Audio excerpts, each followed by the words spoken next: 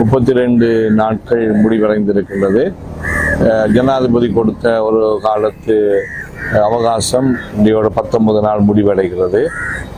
அரசு தரப்பில் மேற்கொள்ளுகின்ற அனைத்து முயற்சிகளும் மிகவும் வேகம் நிறைந்ததாக தன்னுடைய காரியங்களை மிக சாதுரியமாக நிறைவேற்றுவதற்காக இந்த முயற்சிகளை மிகவும் தாமதமாக எடுக்கிற அந்த நிகழ்வு, அந்த முயற்சிகள் மிகுந்த கவலையை தருகின்றது. அதோடு இலங்கை ஜனாதிபதி அவர்களுக்கும் எங்களுடைய வேண்டுகோளுக்கு செவிமடுத்து துரிதமாக செயற்படுத்தி 2 திட்டங்களையும் நடைமுறைப்படுத்த கொண்டிருக்கின்ற திட்டங்களை விரைவிலே மன்னார் தீவுக்கு வெளியே கொண்டு சென்று எங்கள் மக்களுடைய வாழ்விடங்களை பாதுகாக்க வேண்டும் என்று கேட்டுக்கொள்கிறோம்.